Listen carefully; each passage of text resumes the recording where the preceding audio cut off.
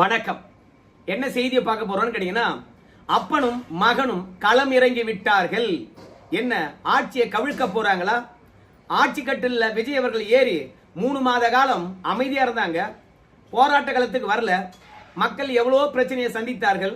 அதிமுக தான் மக்களுக்காக மாவட்டந்தோறும் போராட்டங்களை அறிவித்துக் கொண்டிருந்தது.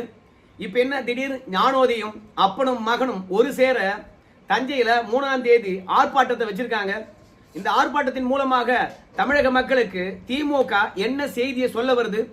ஆகஸ்ட் 3ஆம் தேதியை தேர்ந்தெடுத்திருப்பதனுடைய பின்னணியில 2 விஷயங்கள் அடங்கியிருப்பதாக சொல்றாங்களே, அந்த 2 விஷயங்கள் என்ன? அது மட்டுமல்ல, திகாவுக்கு ஆப்பு வச்சிருக்கிறாரு நம்ம ஜோசப் விஜய் அவர்கள். கதறுறாரு கி வீரமணி அவர்கள். ஏன் தெரியுமா? பெரியார் அவர்களை கொள்கை தலைவராக வைத்துக் கொண்டு எங்க போராட்டத்துக்கு அனுமதி மறுத்து விட்டாரே விஜய்.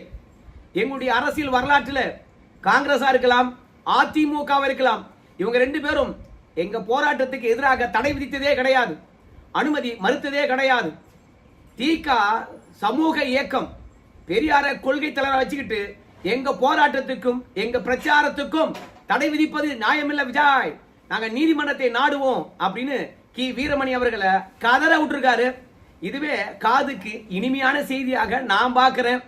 விஜய் அவர்கள் எத்தனையோ விஷயங்கள் செய்தார், அவற்றையெல்லாம் நம்ம விமர்சனம் பண்ணியிருக்கோம். ஆனா திகாவுக்கு நல்ல ஆப்பு வச்சு கதற விட்டுருக்காரு. அது என்ன விஷயம் என்று நாம கொஞ்சம் விரிவா பார்க்க வேண்டியதா இருக்குது. இனிமே திகாவா இருந்தாலும் சரி, திகாவுக்கு அப்பனா இருந்தாலும் சரி, சட்டத்தை கடைபிடிங்கடா அப்படின்ற வாசகத்தை அழகா உணர்த்தி இருக்கின்றார் நம்ம விஜய். சரி, மொத்தத்தையும் பார்க்கலாம். ஆனா அதுக்கு முன்பாக இது வரைக்கும் நம்ம சேனலை நீங்க சப்ஸ்கிரைப் பண்ணவே இல்லையா அப்படின்னா சப்ஸ்கிரைப் பண்ணிக்கங்க, கொஞ்சம் சப்போர்ட் பண்ணுங்க. இப்போ தஞ்சையில 3ஆம் தேதி ஆர்ப்பாட்டத்தை வச்சிருக்காங்கப்பா திமுக. ஏன்பா, எத்தனையோ பொதுக்கூட்டங்களை பார்த்திருக்கனே. ஆட்சி மாற்றத்துக்கு பிறகு திமுகவுடைய முன்னாள் அமைச்சர்களும் சட்டமன்ற உறுப்பினர்களும் அதே மாதிரி RS பாரதி அவர்களும் பல மேடைகளை பேசி பார்த்திருக்கேன். 2வது சிவாஜி கிருஷ்ணமூர்த்தி ஆபாசத்தின் உச்சம், அவன் பேசி கூட நான் பார்த்திருக்கேன். ஆனா என்ன முதன்முறையாக அப்பனும் மகனும் போராட்ட களத்துக்கு வந்துட்டாங்களே அப்படின்னு சொல்றீங்க. ஏற்கனவே பல மேடைகளை பார்த்திருக்கேன் அப்படின்னு நீங்க சொல்லலாம். ஆனா அவையெல்லாம் மக்கள் பிரச்சனைக்காக பேசலீங்க. ஒன்னு, விஜய் அவர்களை வசைப்பாட வேண்டும். 2வது, கலைஞர் அவருடைய 100ஆண்டு விழா. திமுக திக மற்றும் கலைஞர் அவருடைய பெருமை, இதுக்காக தான் பொதுக்கூட்டங்கள் நடத்தி கொண்டே இருந்தார்கள்.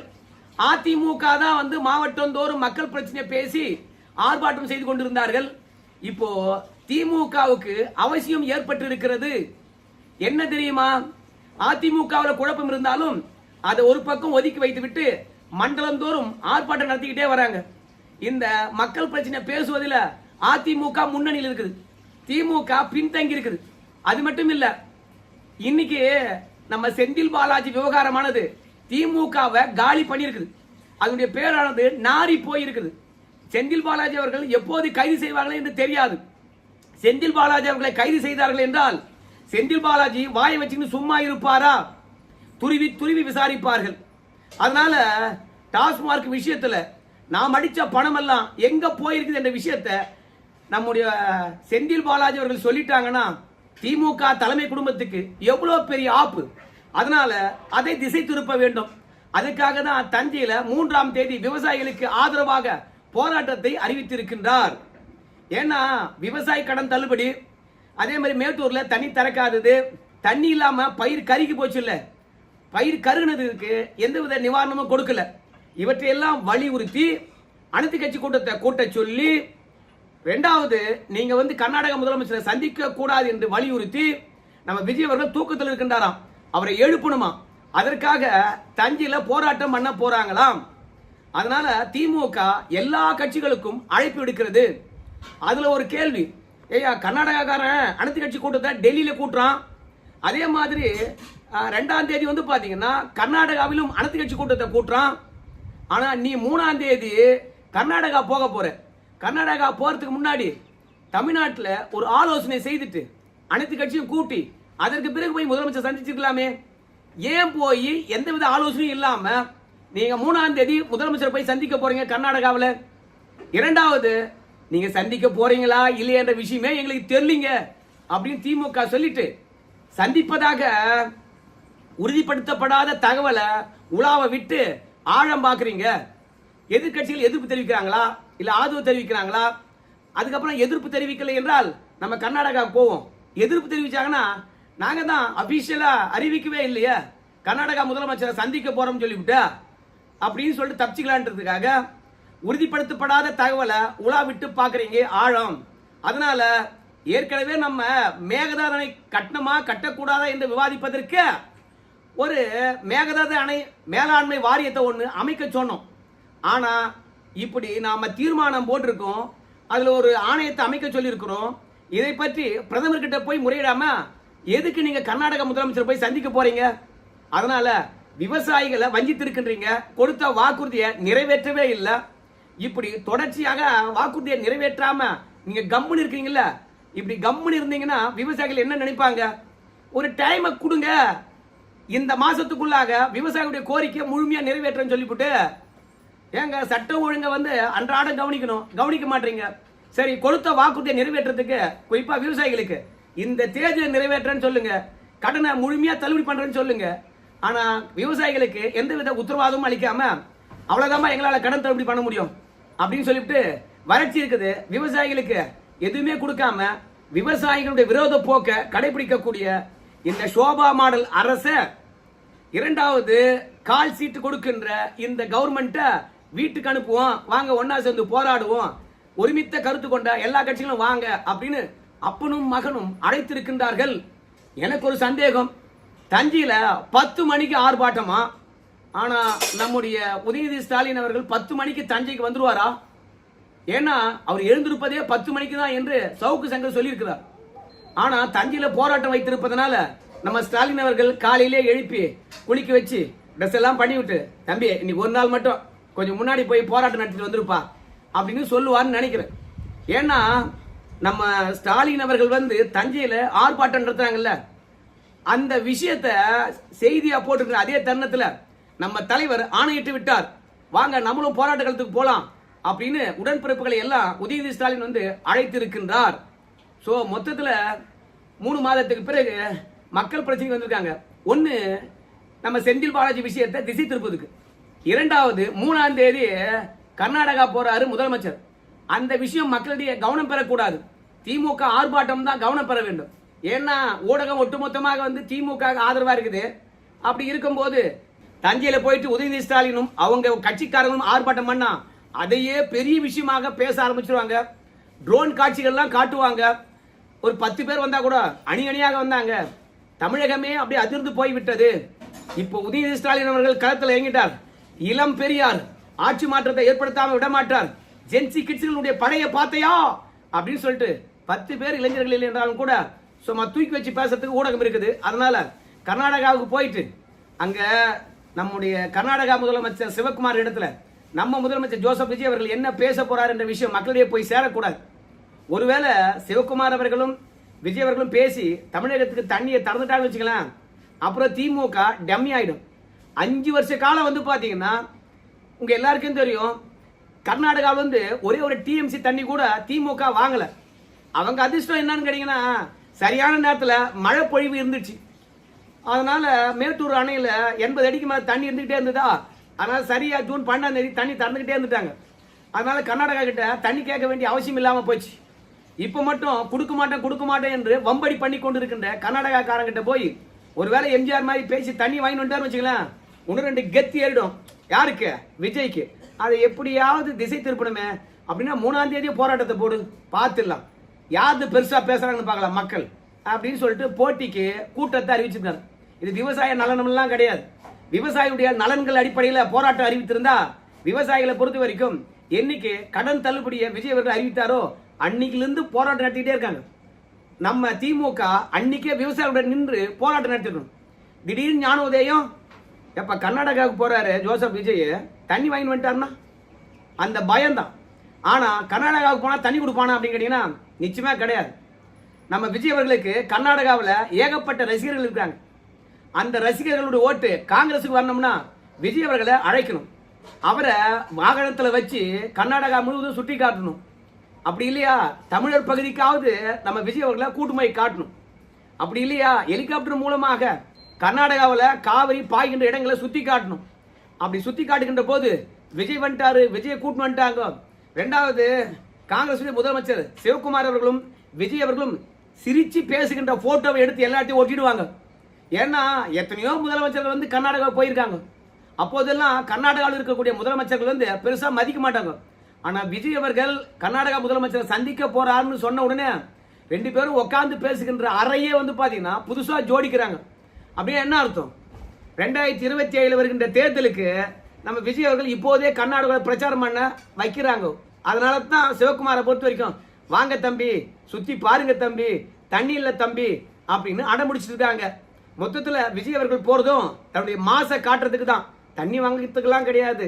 அது மட்டும் இல்ல, காவிரி ஒழுங்காற்று குழுவானது 15 நாளைக்கு 3500 கன அடி தண்ணி திறக்க சொல்லிச்சு. திறக்க மாட்டேன்ட்டாங்க கர்நாடகாக்காரங்க. ஏன்னா கர்நாடகாவில் போராட்டம் நடக்குது. விஜய் போட்டோலாம் கீழ்ச்சி எறிகிறாங்க. கன்னட வேதிக்கா அந்த அமைப்பினர், அப்புறம் வால்டால் நாகராஜ் இவங்கெல்லாம் போராட்டம் நடத்துறாங்க. அதனால நம்ம விஜய்க்கு எதிராக அங்கே போராட்டம் வலுத்திருக்கின்ற பொழுது விஜய் போனாலும் தனி விட மாட்டாங்க. போறது பிரச்சாரத்துக்கு தான் போறாங்க. அது ஊரறிந்த விஷயம். விஜயும் மாஸ்க் காட்ட தான் போறாரு, தண்ணி வாங்கறதுக்குலாம் அவர் போறதா இருந்துச்சுன்னு வச்சுங்களேன். இன்னைக்கும் காவிரி மேலாண்மை வாரியமானது ஆலோசனை நடந்துச்சு. இன்னைக்கும் காவிரி மேலாண்மை வாரியமானது காவிரி ஒழுங்காற்று குழுவானது என்ன உத்தரவிட்டதோ அதே அளவு தண்ணியை 15 நாளைக்கு திறக்கணும் காவிரியில அப்படின்னு சொன்னாங்க. ஆடி 18 உங்க எல்லாருக்கும் தெரியும். இந்த ஆகஸ்ட் மாதம் 3ஆம் தேதி வருது. அன்னைக்கு தான் கர்நாடகாவில் பேச்சுவார்த்தை. ஆனா கொள்ளிடத்திலேயோ இல்ல காவிரி ஆத்துலயோ வந்து பாத்தீங்கன்னா மணல் தான் இருக்குது, தண்ணியே இல்லை. அப்புறம் ஆடி பெருக்கு எப்படி கொண்டாடுவாங்க? அதாவது காவிரி பாழ்கின்ற மாவட்டத்தில் இருக்கிறவங்க. அதனால நம்ம விஜய் அவர்களுக்கு பெரிய எதிர்ப்பு தான் இருக்கும். என்ன பண்றதுங்க, நான் நேரடியாக கூட போய் பேசி பார்த்துங்க, அந்த பாவிங்க தண்ணி திறக்க மாட்டாங்க அப்படின்னு சொல்லுவார். கர்நாடகா தொடர்ந்து தண்ணி திறக்காததுக்கு சட்டப்பூர்வமான நடவடிக்கைகளை இறங்கி இருக்கணும். விஜய் அவர்கள் இறங்கவே இல்லை. 3 மாத காலமாக அமைதியா இருந்துட்டாரு. அதுக்கு தான் ஸ்டாலினும் உதயநிதி ஸ்டாலினும் ஒரு குற்றச்சாட்டு வைக்கிறாங்க. ஏயா கர்நாடகாவில் உன்னுடைய படம் ஓடணும் என்பதற்காகவே, உன் படத்தினுடைய வசூல் குறைஞ்சிடக்கூடாது என்பதற்காகவே நீங்க காங்கிரஸ் கட்சிக்காரனுக்கு நெருக்கடி கொடுக்காம அப்படியே விட்டுட்டீங்க. இன்னைக்கு காவிரி டெல்டா பகுதி முழுவதுமே காயுது. 2 லட்சம் ஏக்கரா காஞ்சி போச்சு. என்ன பண்ண போறீங்க அப்படின்னு ஸ்டாலினும் உதயநிதி ஸ்டாலினும் ஒட்டுமொத்தமாக களம் இறங்கி இருக்கின்றார்கள். இந்த ஆட்சியை அகற்றாம விடமாட்டாங்க பழகுது ஒரே போராட்டத்தில். அதனால விஜய் அவர்களை பொறுத்த வரைக்கும் ஆக்கப்பூர்வமா ஏதாவது முடிவு எடுக்கணும். எல்லாருமே சொல்றாங்க கர்நாடகாவுக்கு போகாதீங்க, அவனுக்கு ஏதாவது பேசி அனுப்பி வச்சிருவானுங்க, அப்புறம் உங்க ஆளுமை தான் காலி ஆகும். விஜய் போன பிறகு கூட தண்ணி வரலையே அப்படின்னா எதிர்மறையா போயிடும் உங்களுடைய பிம்பம். ஆளுமை இல்லாத தலைவரியா? எம்ஜிஆர் போனா தண்ணி வாங்கிட்டு வந்தாரு, விஜய் போனா தண்ணி வாங்கிட்டு வந்தாரா அப்படின்னு வந்து எதிர்மறையா வந்துடும். போவாதீங்கன்னு கூட சொல்றாங்க. ஆனா நான் போயே தீர்வேன்னு சொல்லிட்டு மல்லு கட்டுறாரு விஜய். என்ன பண்ண காத்திருக்கிறாரு கர்நாடகாவுடைய சிஎம் நம்முடைய சிவகுமார், பொறுத்து வந்து பார்க்கலாம். 2வது, காதுல இன்ப செய்தி சொன்ன மாதிரி தீகா கூட்டத்துக்கு அனுமதி மறுத்து இருக்கின்றார்களாம். தமிழ்நாடு முழுவதும் நீட்டுக்கு எதிரான போராட்டத்தை நடத்த போறாங்களாம். இடபிள்யூஎஸ் வந்து நடைமுறைப்படுத்தக்கூடாதுன்னு போராட்டம் நடத்த போறாங்களாம். அதுவும் வாகன பிரச்சாரமா, அதுவும் 2 வீலர் பிரச்சாரமா, தமிழ்நாடு முழுவதுக்கும் இப்படி பிரச்சாரம் பண்றதுக்கு இந்த அரசாங்கத்துக்கிட்ட வந்து அனுமதி கேட்டிருக்காங்க. காவல்துறையை பொறுத்த வரைக்கும் ஏங்க எங்கெங்கெல்லாம் காவல் நிலையம் இருக்குதோ அந்தந்த இடத்துல நீங்க அனுமதி பெற்றுக்கொண்டு உங்களுடைய வாகன பிரச்சாரத்தை தொடங்குங்க போங்க அப்படின்னு முதல்ல அனுமதி அளித்து விட்டார்களாம். 18ஆம் தேதி வாகன பிரச்சாரம் தொடங்க காத்திருந்தாங்களாம். இவங்க அனுமதி கேட்டு 13 நாள் ஆகி போச்சான். திடீர்னு வந்து எந்த பிரச்சாரத்துக்கும் அனுமதி இல்லை என்று சொல்லிட்டாங்களாம். அதிரடியா தவேக அரசாங்கம். ஏங்க பெரியார கொள்கை தலைவரை வச்சுக்கின்னு போராட்டத்துக்கு அனுமதி இல்லைன்னா எப்படிங்க அப்படின்னு கேட்கிறாங்க. எங்க போராட்டத்துக்கு 1938 இருந்து இன்றைக்கு வரைக்கும் எந்த அரசாங்கமும் தடை விதித்ததே கிடையாது. நாங்க போராட்டத்தை அமைதியா தான் பண்ணுவோம். எப்போது வன்முறைகள் ஏற்படவே ஏற்படாது. இப்படி வன்முறைகள் ஏற்படாத அமைதியாக ஜனநாயக முறைப்படி போராட்டம் நடத்துவதை தடுக்கிறாங்களே, இது நீதிக்கு எதிராகவும் இருக்குது, சட்டத்துக்கு எதிராகவும் இருக்கிறது. அதனால தடையை உடைப்போம், தடை மீறி போவோம், நீதிமன்றத்தை நெருங்குவோம், அனுமதி பெறுவோம், நாங்க பேரணி போவோம் அப்படின்னு தீகா காரங்க வந்து கதறாங்க. நல்ல விஷயம்தான். நீட்டை பற்றியான புரிதல் இந்த தீகா காரங்களுக்கு இல்லவே இல்லை. 2வது, பணக்காரன் வந்து பணம் கொடுத்தா போதும், அவனுக்கு ஆதரவா போராடக்கூடியவங்க தான் இந்த தீகா காரங்க. அதனால அவங்களுடைய இடபிள்யூஎஸ்க்கு எதிராக, நீட்டுக்கு எதிராக போராட்டம் செய்வது அத்தனையும் ஏற்கனவே நடைமுறையில் இருக்கக்கூடிய விஷயங்களை குழப்புற மாதிரி இருக்கும். இப்படி திடீர்னு நீட்டுக்கு எதிராக பிரச்சாரம் பண்ணும்போது நல்லா படிக்கின்ற மாணவர்கள் கூட அப்ப நீட்டுக்கு படிக்க தேவையா, அடுத்த முறை நம்ம நேரடியா வந்து எம்பிபிஎஸ் போயிடலாமா அப்படின்னு எண்ணம் வந்துடும். அதனால இந்த போராட்டத்துக்கு அனுமதி அளிக்காதது சூப்பரா போச்சு. நீதிமன்றத்துக்கு போறோம், அனுமதி வாங்குவோம் அப்படிங்கிறாங்க. நீ போய்க்குப்பா, அனுமதி வாங்கிக்கப்பா, யாரு வேணாங்கிறாங்க அப்படின்னு வந்து தவேகா சொல்லிடுச்சு. நாங்க வந்து அனுமதி கொடுக்க மாட்டோம்னு சொல்லிட்டு கதறியே சாவு. பெரியார் கொள்கை தலைவராக வச்சிருந்தா அதுக்காக எல்லா போராட்டத்துக்கும் அனுமதி கொடுப்பாங்களா? நீ போய் நீட்டை மட்டுமா பேசுவ, சனாதனத்தை அறுப்பேன், அப்புறம் சமூக நீதியை நிலை நாட்டுவேன் அப்படின்னு சொல்லுவேன். அதுக்கெல்லாம் விஜய் அவர்களை பொறுத்த வரைக்கும் அனுமதி கொடுத்துட்டு 2 சமுதாயத்துக்கு இடையில சண்டை மூட்டி விட்டு போவ. நீ பேரணி போறன்னு சொல்லிவிட்டு அப்புறம் காவல்துறை களத்துல இறங்கி சட்ட ஒழுங்க நிலைநாட்டத்துக்காக தடியடி நடத்தணுமா இல்ல சமாதான கூட்டம் நடத்தணுமா? நீ எப்போ போராட்டம்னு எப்போ ஆர்ப்பாட்டம்னு நடத்தினா கூடவே வந்து தலித் மக்களை தானே கூட்டு போவ. ஏன்னா கண்முடித்தனமா தீக்காக்காரங்க என்ன சொல்றாங்கன்னு தெரியாம இந்து மதத்துக்கு எதிராக பேசுறாங்க என்ற ஒரே காரணத்துக்காக சொந்த மக்களுக்கு எதிராகவே தலித் மக்களை பேச விடுவேன் நீ உன்னை காப்பாத்திக்கிறதுக்காக. அதனால மற்ற சமுதாயம் தலித் சமுதாயம் 2 பேரும் மோதி கொள்றதுக்கு நீ காரணமா இருப்ப. தமிழகத்தில் சட்ட ஒழுங்கு கெட்டு போகும், தேவையில்லை. இப்போதான் கரப்பாம்பூச்சி கட்சிக்காரங்களை பொறுத்த வரைக்கும் நீட்டுக்கு எதிராக போராடி தமிழ்நாட்டில் அமைதி திரும்பி இருக்கிறது. மீண்டும் பிரச்சாரம் போறேன்னு சொல்லிட்டு கலைப்பு விட்டுறாத. அதனால தவேக அரசாங்கம் தடுத்து நிறுத்திருப்பது சூப்பரா இருக்குது. கோர்ட்டுக்கு போட்டுங்க. இவனுங்க என்னைக்கு போராட்டம் நடத்தி வெற்றி பெற்றிருக்கானுங்க, இல்ல நியாயமான போராட்டத்தை என்னைக்கு இவனுங்க நடத்திருக்கிறானுங்க. ஒண்ணு இந்து கடவுளை உடை இல்லாம போய் செருப்பாடு அடிப்பானுங்க. அதனால இவனுக்கு அனுமதி அளிக்காதது துணிச்சலான முடிவு. அதை நான் வரவேற்கின்றேன். நன்றி நண்பர்களே.